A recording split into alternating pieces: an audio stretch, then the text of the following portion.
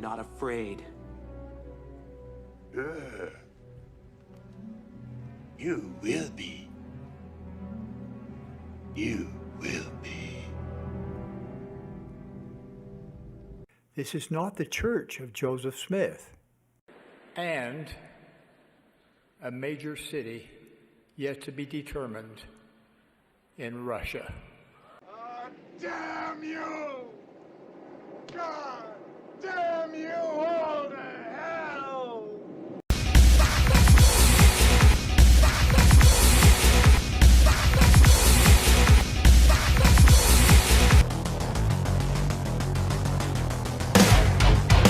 Are you ready?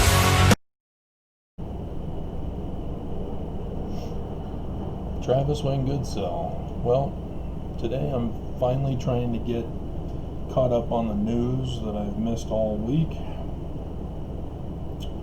And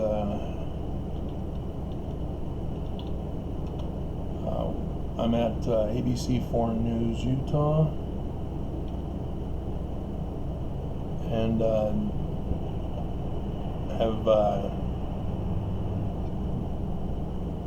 found out what's going on with the slavery in the Utah State Constitution.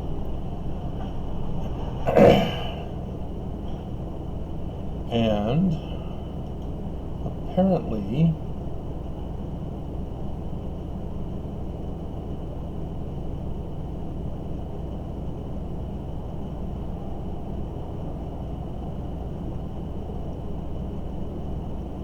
looks like they are unfamiliar with the 13th Amendment, because they were saying that Utah had a clause in it. I was like, that sounds like the wording from the 13th Amendment.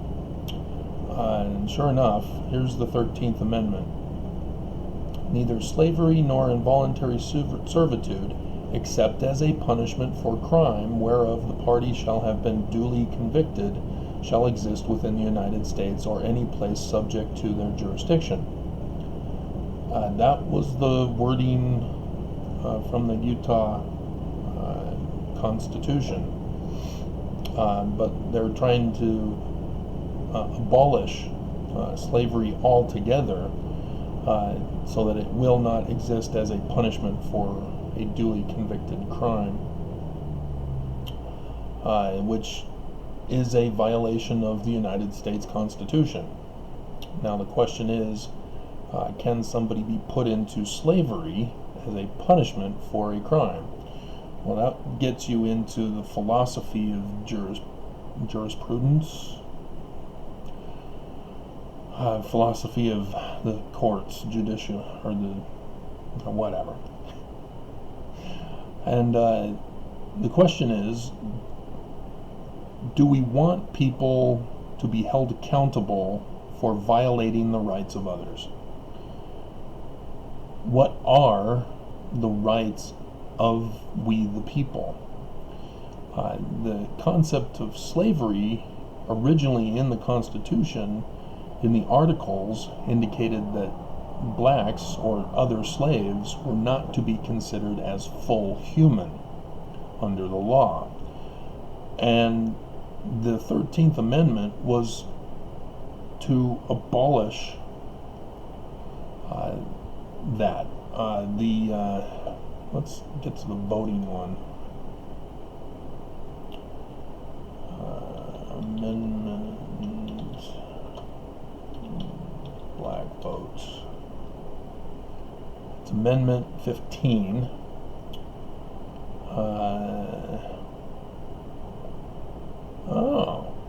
Florida, busted.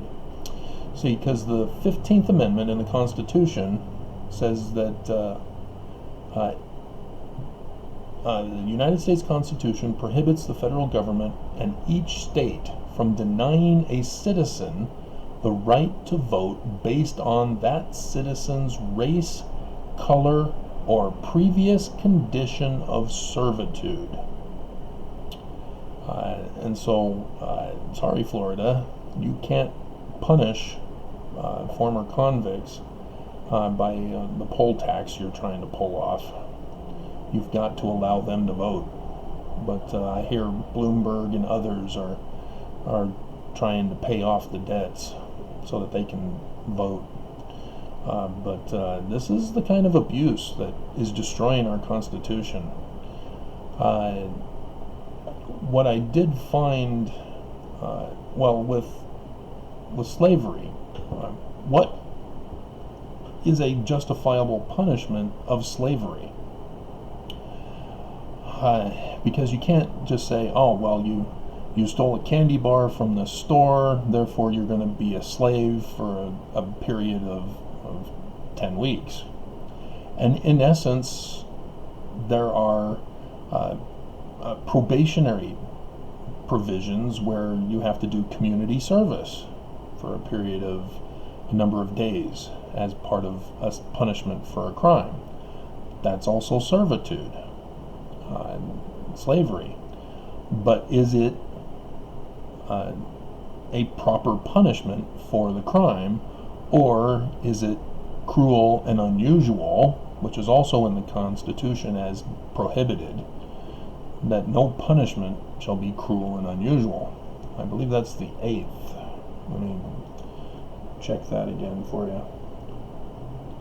Amendment, cruel and unusual. 8th Amendment, sure enough. Excessive bail shall not be required.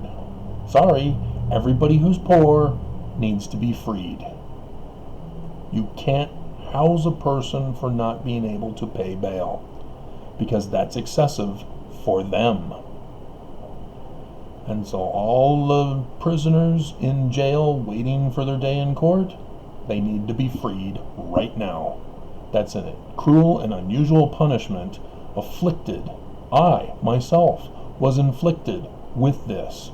As my own defense counsel said, well, you're not able to pay for bail, so we're not even going to try to present it to the judge. There's a clause that released on your own recognizance. He wouldn't even offer that, because my parents were in on it as well, with the cops and the state and the church. So yeah, I really got railroaded. And so excessive fines are not to be imposed, nor cruel and unusual punishments inflicted. The crime or the punishment must be in accordance with the crime. And I'm hearing too much on liberal sides that say, oh, we don't want to kill somebody even if they've slaughtered a whole bunch of people and kids and nuns on buses. But the punishment must be conditional upon the crime that was committed.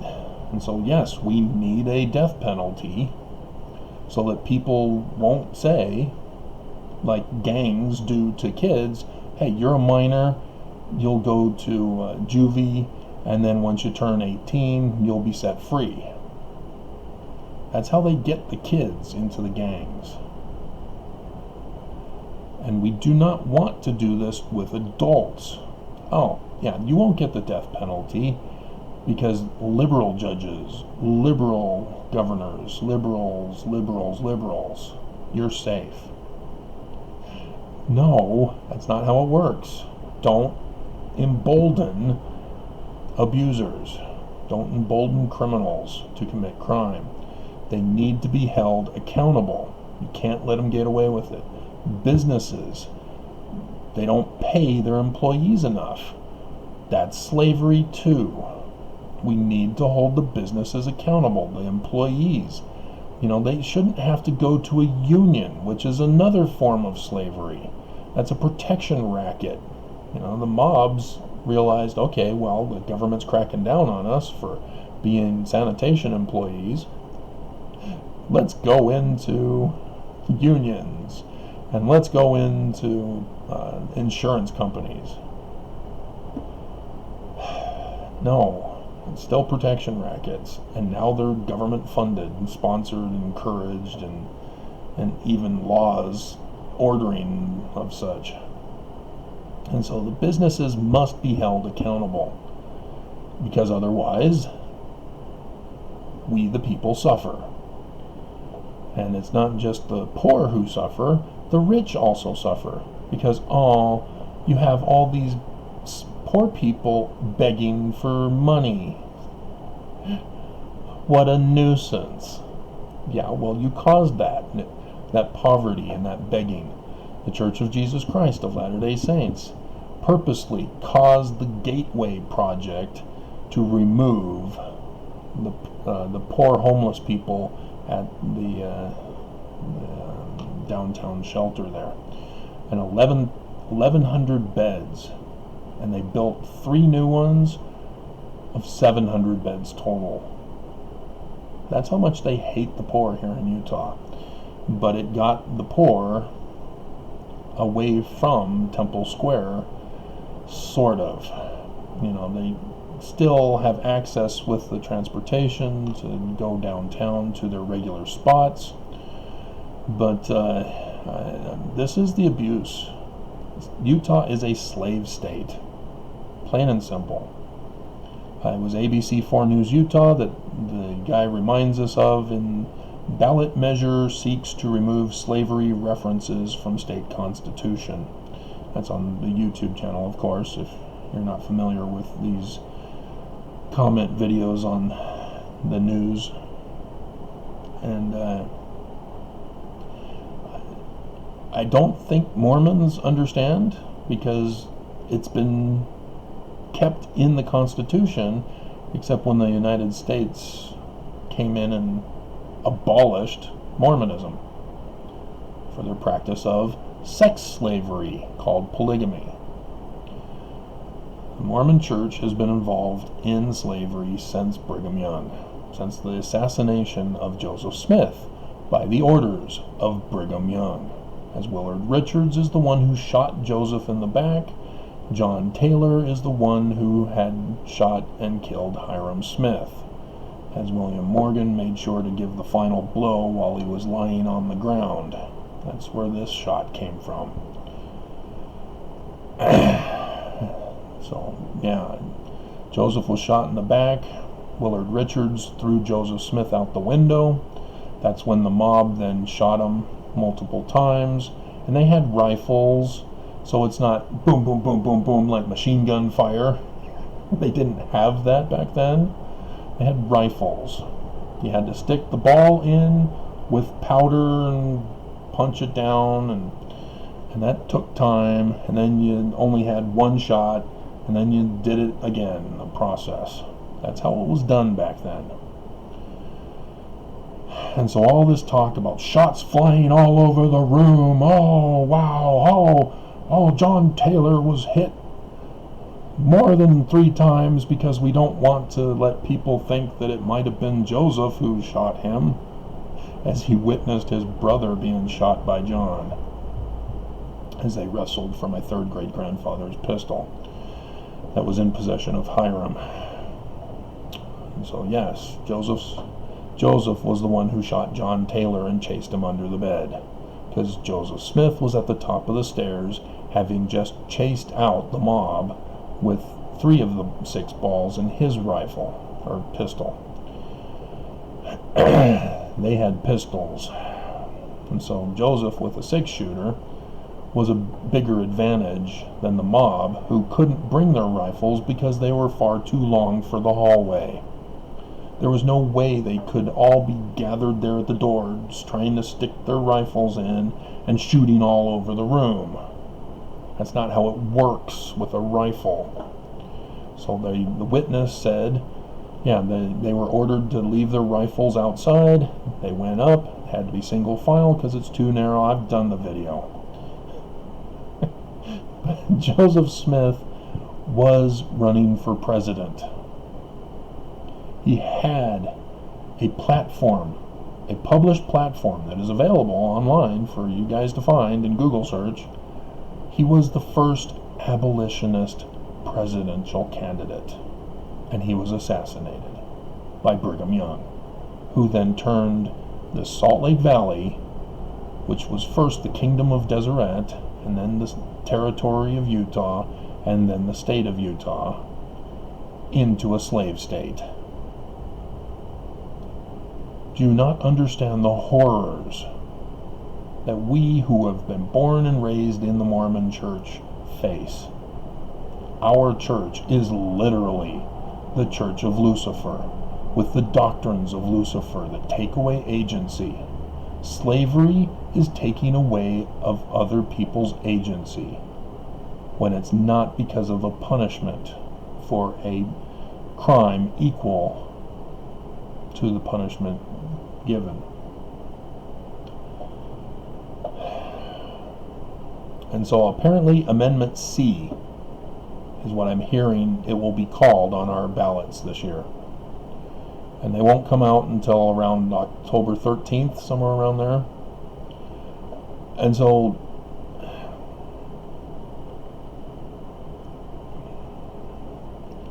I'd have to read it to make sure, because I thought that they had removed slavery from the state constitution, and that this line, which comes from the 13th Amendment, they can't change the Constitution of the United States. Sorry. I understand that, yes, police can abuse that. The courts can abuse that. I was abused by it. I know exactly how it can be abused. Wrongful people get incarcerated, they can't pay for bail, and thus the excessive punishment that comes from a person who refuses to admit that he was guilty of something he didn't commit. I know all about that. But the change is not with the wording of the United States Constitution through the state of Utah. It needs to be an amendment to Utah Constitution to get the courts and the executives and the legislatures to be in harmony with the United States Constitution, not fighting against it to create their own nation state. That's where Utah goes wrong. Utah is anti-American because they do not have the United States Constitution as the supreme law as they are required in Article 6. It makes it very clear. No state can violate life, liberty, and property without due process. And due process means no cheating, no lying, no cover-ups to get a conviction. So that's that for that. So pay attention to Amendment C, the way it's worded.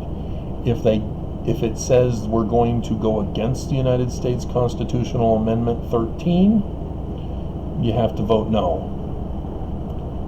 If it has to do with anything in the state constitution of Utah that encourages and allows for slavery, other than for a punishment equal to the crime that was committed, then no.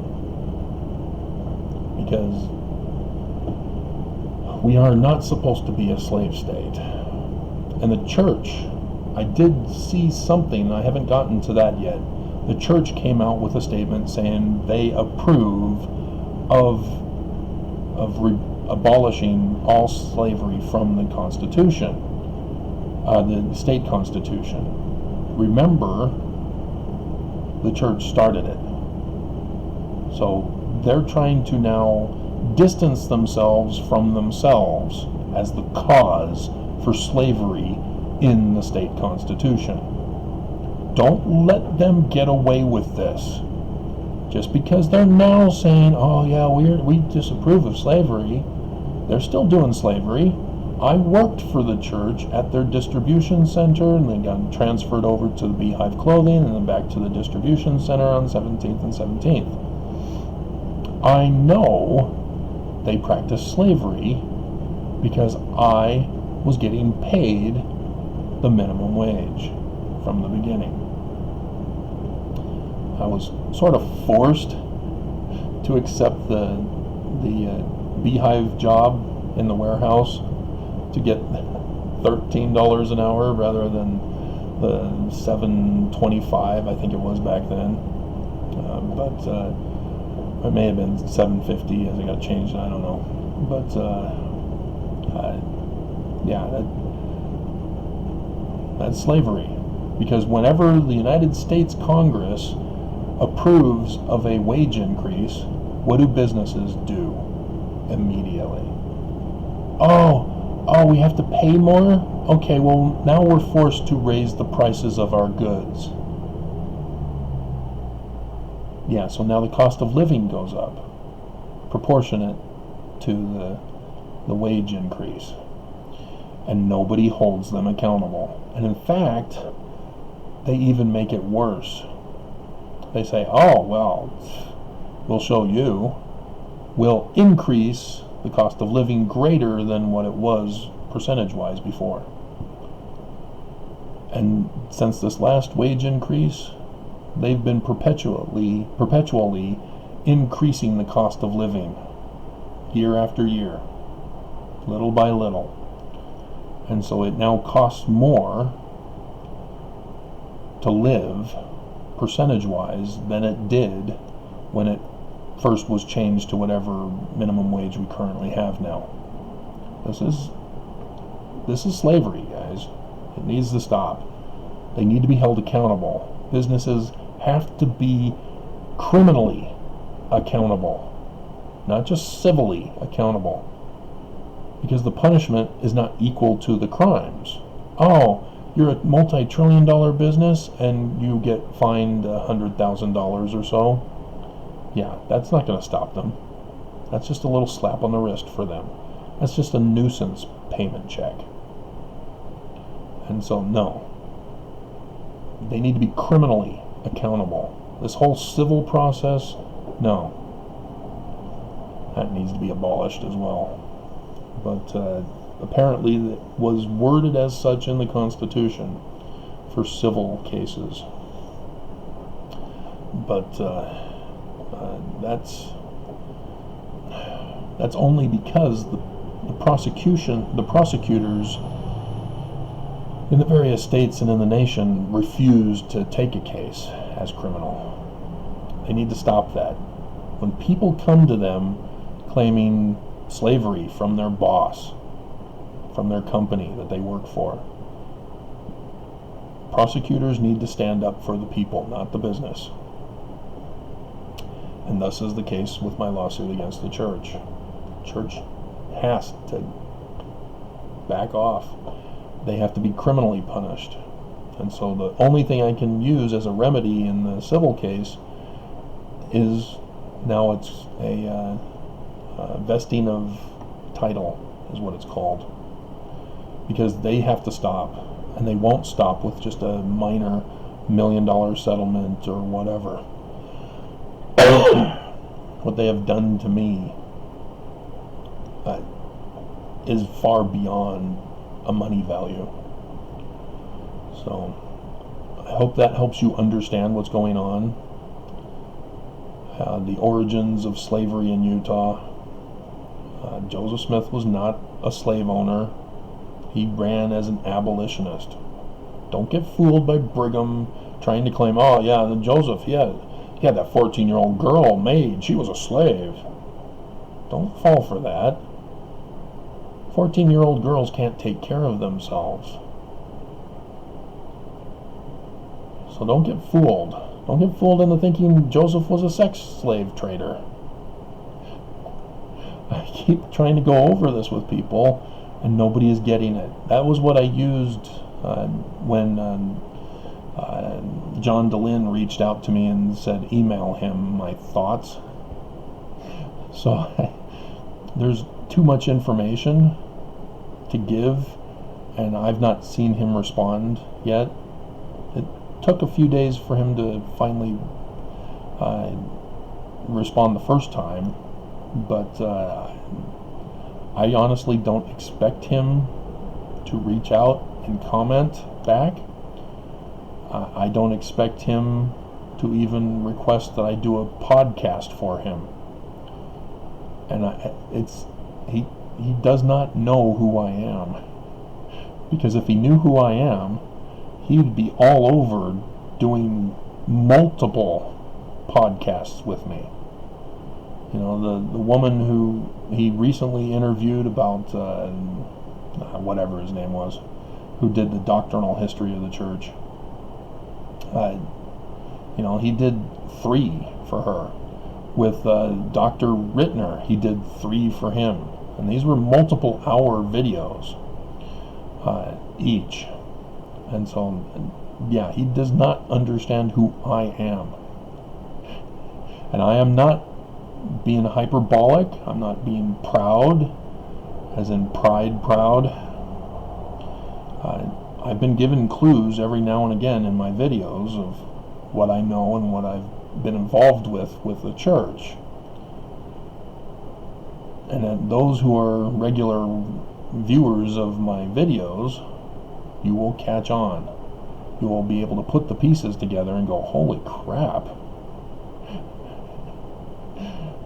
Because just the other day I talked about the footnoting of Matthew.